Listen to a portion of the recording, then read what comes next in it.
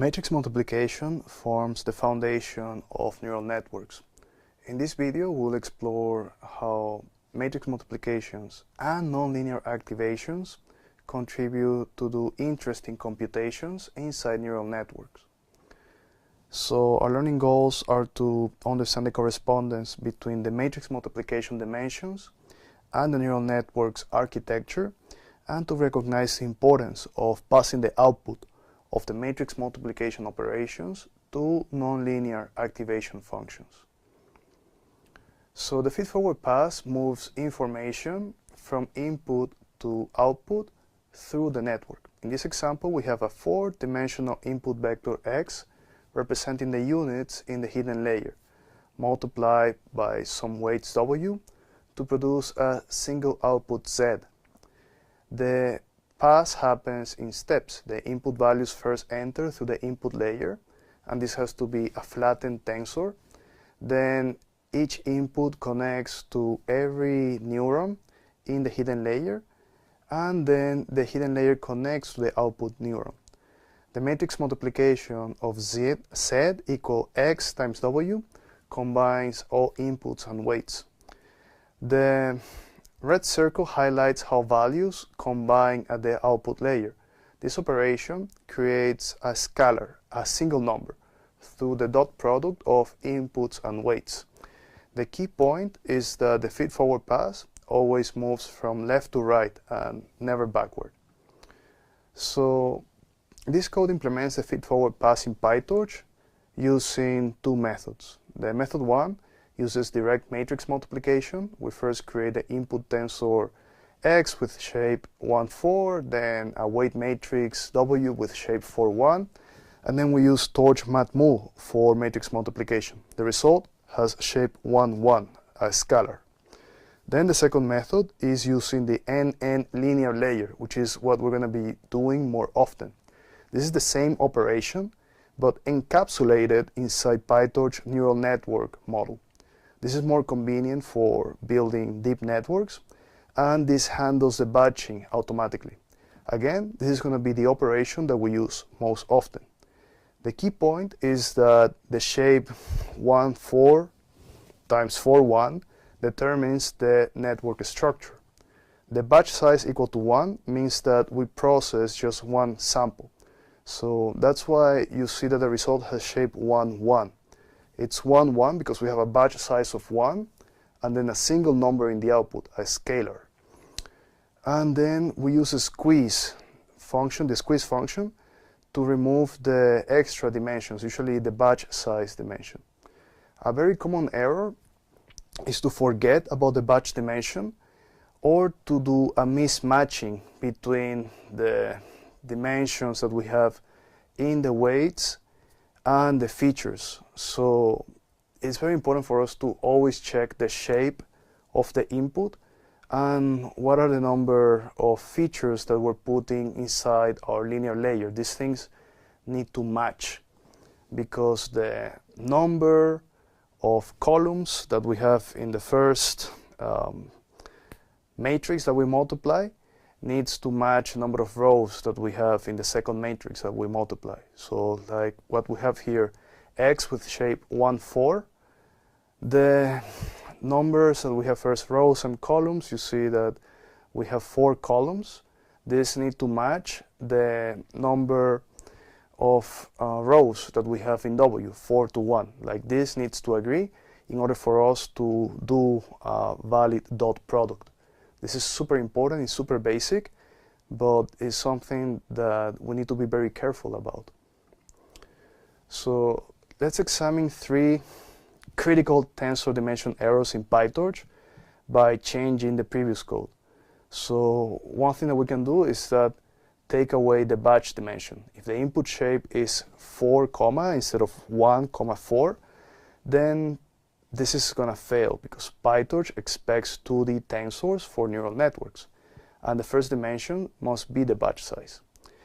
Then another error, check out the matrix multiplication order. The order is important. X times W is not the same as W times X. Remember that the number of columns in the second matrix should match the number of rows in the first matrix. The shape mismatch shows why the order matters. This error helps us diagnose incorrect implementations. Another thing is that we could have a linear layer mismatch. The number of input features must match the layer specification. And this is very important to pay attention to. We need to be consistent in the dimensions that we give to the input layers.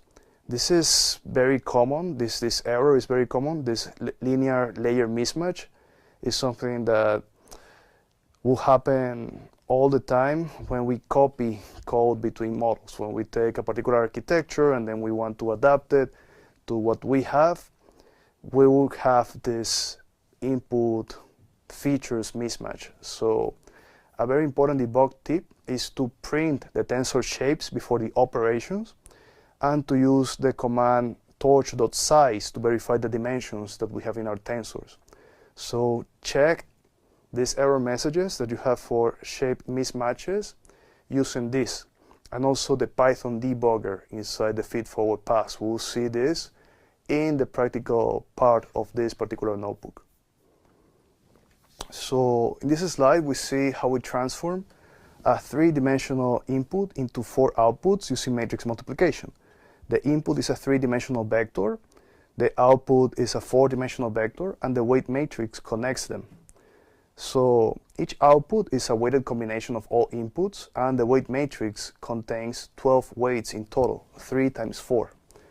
So we see the formula that we use to compute the output. We see the dot products that we're doing.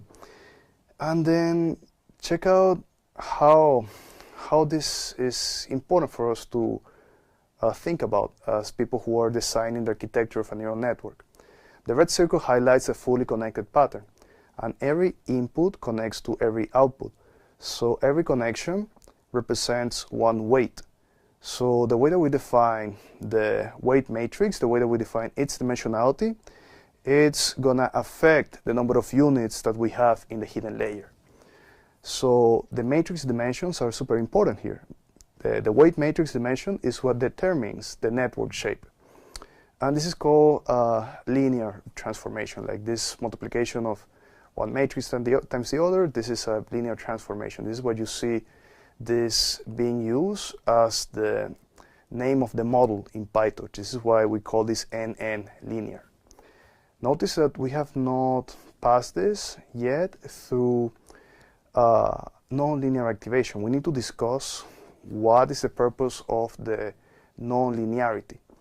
The nonlinearity is something that is very important for us to do useful computation inside the neural network, because this is what is going to allow the neural network to create some sophisticated decision boundaries.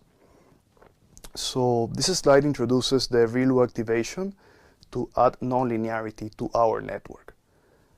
So check out some implementation details that we have here. The weight matrix is now a parameter for gradient tracking. This is a PyTorch construct that is important for us to use when we do backpropagation. And the ReLU activation is applied after the matrix multiplication. There are two implementation approaches being shown. We do here torch.ReLU and then passing torch mat multiplication. On there we do the sequential approach with NN linear and then doing NN.ReLU. So this is basically equivalent.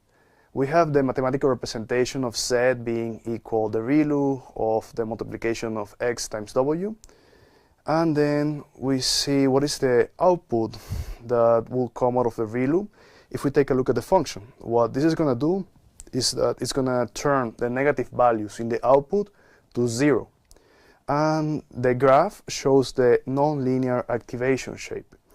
This is a function that is very simple, but it's very powerful because it's going to allow the model to learn nonlinear mappings between inputs and outputs. This is going to be a bit more evident in the next slide. So key points to remember from this particular slide is that the parameters enable us to do gradient-based learning. The nonlinearity allows the network to learn more complex patterns than if we don't have it. It's very important to put the nonlinearity after we do a matrix multiplication, because otherwise we're wasting computation. And here it's very important to remember that these implementations that we have, the one with sequential and the one with torch or ReLU, they will produce identical results. These are just different ways to implement the same thing in PyTorch. So let me explain why deep learning creates a squiggly function and why deep learning is basically the art of making squiggly functions, squiggly decision boundaries that are useful for us to solve interesting problems. So the left image that we see here shows a linear boundary, what we can get with simple matrix multiplication. The right image shows a nonlinear boundary, which is what we achieve with nonlinear activation functions. Think of these squiggly functions as some flexible decision boundaries. A neural network learns these boundaries to separate data classes. The more complex the boundary needs to be, the more layers, the more matrix multiplications, and the more linear activations we need to have. The image demonstrates this using the classic spiral dataset that you find in this Stanford course about convolutional networks. I recommend that you check out the link that we have on the slides. The colors that we have in the spiral represent the different classes. Notice how the curved boundary in the right image fits the spiral pattern better than the straight lines that we have in the left image. In the left image, we have these convex boundaries. In the right image, we have these non-convex boundaries.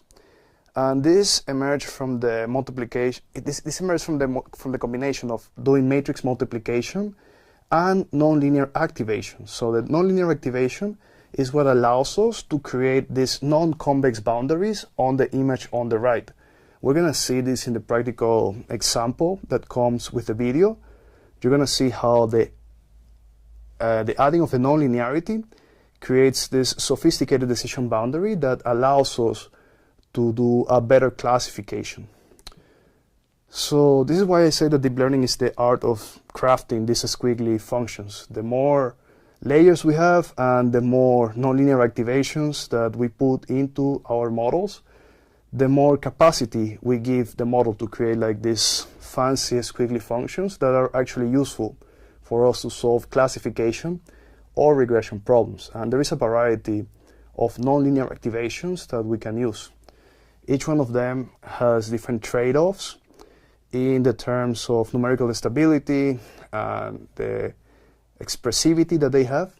So let's examine here some key activation functions. The sigmoid and the hyperbolic tangent were very popular in the 80s for the hidden layers of a model.